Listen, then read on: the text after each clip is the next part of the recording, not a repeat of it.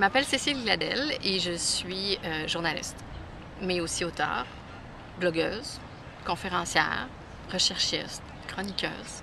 J'ai plein d'arcs. J'ai plein de cordes à mon arc. Je m'appelle Cécile Gladel, je suis française, canadienne, québécoise, auvergnate, je suis tout. Pourquoi écrire? Parce que j'ai des choses à dire. Je pense que principalement, surtout sur mon blog, parce que j'ai des choses à dire. Donc j'écris pour dire des choses, pour communiquer, pour faire passer des trucs, pour faire connaître des choses. Puis pour les enfants, là, écrire de la fiction, ça me permet de raconter des histoires puis d'aller dans mon imaginaire d'enfant parce que j'ai toujours mon petit cerveau enfant d'un côté, là. Une autre raison pour laquelle j'écris, c'est parce que j'ai pas d'enfants. Puis mes livres, c'est un peu comme mes enfants. C'est comme je laisse quelque chose en héritage. C'est beaucoup dire, là. Mais c'est comme de laisser sa trace. Donc, il y en a qui laissent leur trace en ayant des enfants. Ben moi, laisser ma trace, c'est par l'écriture parce que j'ai pas d'enfants. Puis, c'est aussi laisser sa trace, ça. Quand j'étais en France au secondaire, on nous demande beaucoup de faire des dissertations, des trucs assez longs. Et j'avais un problème, je faisais de trop longues phrases, c'était trop long. Et ma mère m'a fait donner des cours par une jeune étudiante qui avait quelques années de plus que moi. Et c'est comme ça, elle a comme déclenché quelque chose parce qu'elle m'a montré comment mieux écrire, comment mieux m'exprimer à l'écrit. Elle m'a fait pratiquer et j'avais jamais réalisé si c'était ça en fait qui m'avait donné. Mais j'ai toujours voulu écrire parce que j'ai toujours voulu être journaliste. Mais elle a déclenché le truc qui a fait que j'ai commencé à écrire, puis j'ai commencé à aimer ça, puis après, j'ai commencé à l'université à être journaliste. C'était vraiment l'écriture journalistique au départ. Puis l'écriture littéraire, c'était mon rêve. Tu sais, c'est un rêve que j'avais loin caché dans un petit coin de ma tête, là.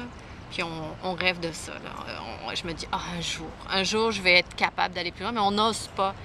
Parce que on se dit non, c'est pas moi, je serais pas capable, je suis pas assez bonne pour ça. Puis j'ai beaucoup de mal. Même si j'ai fait, bon là c'est des livres jeunesse que j'ai fait, puis même si j'ai 3 livres jeunesse maintenant à mon actif, je suis pas une écrivaine, je suis encore une auteure. La fiction jeunesse, les livres jeunesse, c'est difficile parce que tu t'adresses à des jeunes, il faut que tu adaptes ton langage. Mais je trouve que c'est un bon début, c'est bien pour commencer. C'est court quand même. C'est un bon exercice d'écriture, de te mettre au niveau plus des enfants. Je venais d'avoir 40 ans. Et j'avais écrit, sur mon blog, j'avais écrit qu'est-ce que je veux pour cette nouvelle décennie, qu'est-ce que je veux, qu'est-ce que j'aimerais, tout ça. Puis j'avais pas écrit, c'était beaucoup de projets, des trucs personnels, mais des trucs professionnels.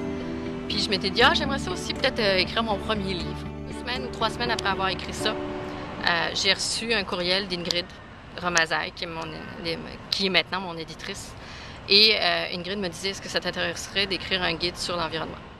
Le rêve a été encore plus gros que je pensais puisque le livre, j'ai fait après le livre pour la France, je l'ai adapté pour la France.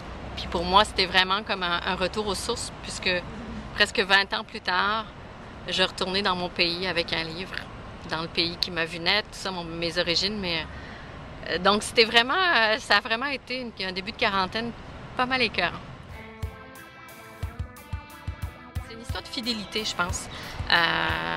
Parce que mon éditrice, Ingrid Romazaille, qui était mon éditrice aux Intouchables, qui m'a contactée pour faire mon premier livre, L'écolo écono, elle est partie, elle est arrivée chez Goélette. Et pour moi, c'était évident que je suis fidèle à mon éditrice. C'est grâce à elle que j'ai écrit mon premier livre, tout ça. Donc, je l'ai suivie naturellement. Et à un moment donné, elle m'a proposé cette histoire-là. Et c'était Le Pirate des Caramels. C'était la seule chose que j'avais. Comme pour commencer, c'était un pirate écolo. Et là, je me disais, je pourrais jamais inventer une histoire comme ça ou comment je vais faire parce que, comme je le dis souvent, je suis pas une écrivaine. Je suis une auteure débutante. Donc, dans la fiction, ça s'apprend aussi. C'est pas des choses qu'on apprend du jour au lendemain, qu'on sait faire du jour au lendemain. Puis Puis je suis allée pas à pas, tout ça, accompagnée par Ingrid. Puis je me suis mis... j'avais des idées des fois. Moi, j'ai des idées sous la douche des fois. Je suis dans la douche, puis d'un coup, je me dis « Ah, je pourrais écrire ça, je pourrais faire ça. » Puis là, un personnage, 2 personnages, 3 personnages. Puis là, j'ai mis 2 animaux, puis des humains. Dans ta douche? Une fée. Dans ma douche, je suis accompagnée par plein de monde.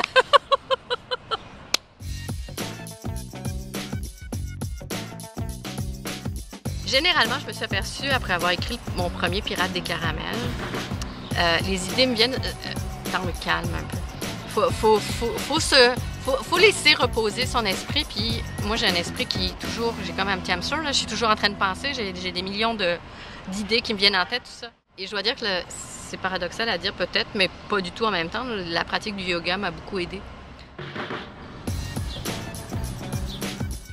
J'aimerais aussi peut-être faire quelque chose plus pour... je pourrais dire pour les adultes, mais pas un truc pour adultes. Non, mais quelque chose... De la porno verte, de la porno écolo. Non, c'est sûr que je voudrais écrire un roman, mais quand je serai prête. Ça, c'est vraiment... et je pense pas que ça soit encore prête. Je le sais pas encore.